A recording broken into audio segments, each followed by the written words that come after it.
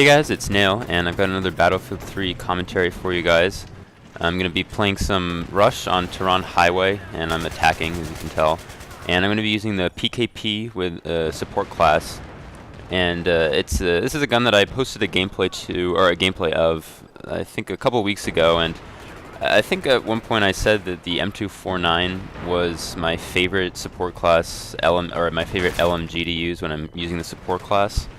And I've been using the PKP quite a bit recently, and I've started to really like this gun a lot. It's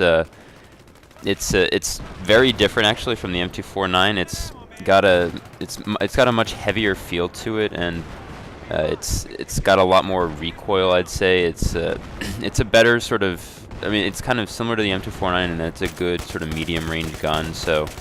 It's got a lot of damage to it, and it definitely doesn't take much to kill people with this thing. But it does have a lot of recoil, so it can be tough to pick guys off at longer ranges.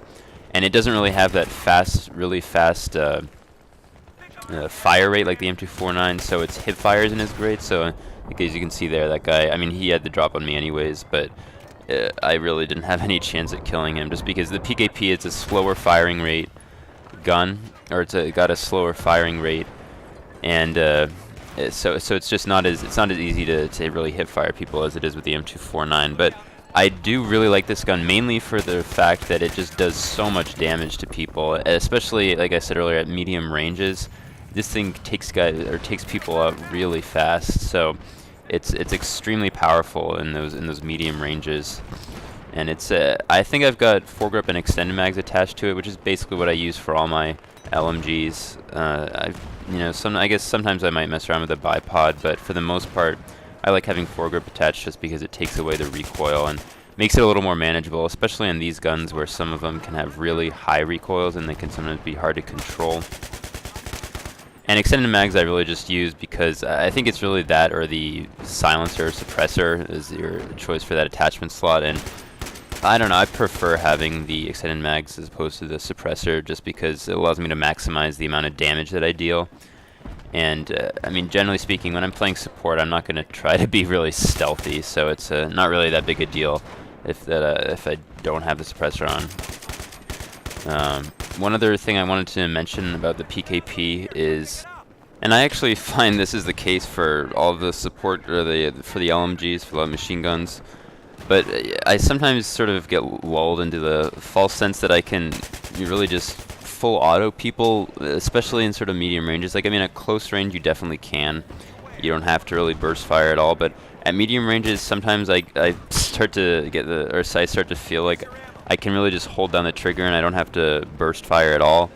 And that can get you messed up sometimes. Sometimes it'll work, but sometimes, or more often, it won't. So it is something to be careful of, and especially with a gun like the PKP where its recoil is pretty high, it can get you in a little bit of trouble if you get sort of used to just full autoing at certain ranges. So there's definitely a range where you really can't full auto, and that does mess me up sometimes. So it's just something to keep in mind when you're using this gun, and really when you're using any light machine gun, because they all have really huge clips, so it can be kind of tempting to just use your bullets without regard to aim or anything, really, just spraying with the gun. But it does pay sometimes to be a little bit more accurate with these guns.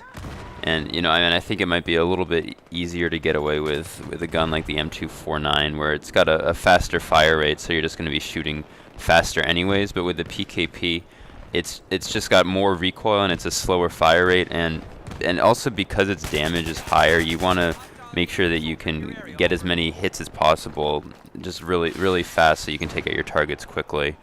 So I mean, I think you see a couple times maybe over the course of this video where I sometimes try to full auto. I think there was a point actually earlier on it where I full autoed a guy that was actually fairly close to me, but I almost didn't kill him because none of my bullets really registered. So it's just something to keep in mind when using these guns, just to know when you should full auto and when you should really burst fire. Anyways, so I wanted to talk a little bit about the map Tehran Highway, because I don't think I've posted any gameplay on this map before, and I mean, honestly, I don't really play this map that often. When I when I'm just sort of playing playing for fun. And normally I play in mixed mode servers or Conquest large servers, and I don't see this map in the server rotations that often. And I mean, I don't really know why that is. It's not necessarily a bad map, and it's kind of, I mean, it is kind of a cool map. I think it's really the only night map in Battlefield 3, which is pretty cool, but you don't see that many people playing it, or you don't see that many servers playing it. And I don't think it's a bad map necessarily, but there is something about it that just, I don't know if it's just the way the MCOMs are set up, or I mean, on Conquest, I think the flags are definitely way too close to each other. It's way smaller, I think, than it should be, really. And I think that's kind of frustrating. I mean, I've talked about this a little before, but I just find that some of these maps are way too constricted in Battlefield 3. Then there's sort of, all the flags are confined, or at least in particular for Conquest, all the flags are confined to a pretty small area. And I think the game would have benefited if DICE had sort of spread out the flags a little bit more in their maps. And I mean, I know Conquest is, or not Conquest, the consoles restricts some of what DICE can do just because they can't handle the higher player count. But I mean, I still think that the game would play better with sort of more space to run around in. And Tehran Highway, especially for Conquest, that definitely isn't really the case. It's a very sort of confined map, like I said before. So it's not a bad rush map, but one thing I have noticed about it the few times that I've played through it is it seems like once the attacking team gets past that first set of MCOMs, it can be really tough for the defending team to actually stop the attacking team.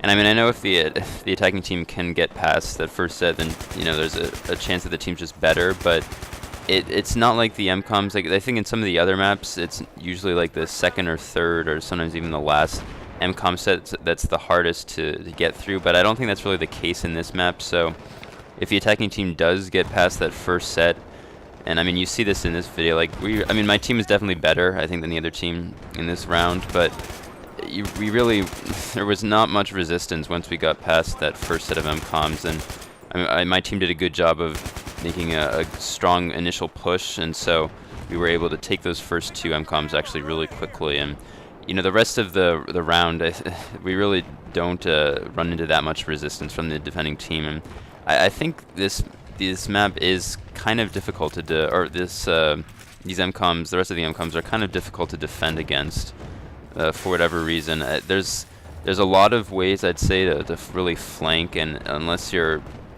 team's really coordinated on defense, it can be kind of difficult to prevent the attacking team from getting in behind you sometimes and getting those objectives armed. And I mean, you can see here, I just kind of ran all the way to the side, and there's nobody over here, so we were really able to take out these last two objectives pretty fast.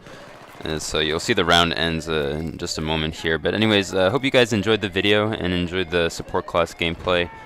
I've been trying to mix it up a little bit more with what guns I've been using and what classes I've been using.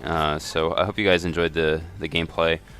And I'll try to be posting videos a little more often now. I know I haven't been doing it very often the past couple weeks, but I'll see what I can do. It depends on how much time I have. But anyways, thanks for watching this video, guys, and I'll see you guys later.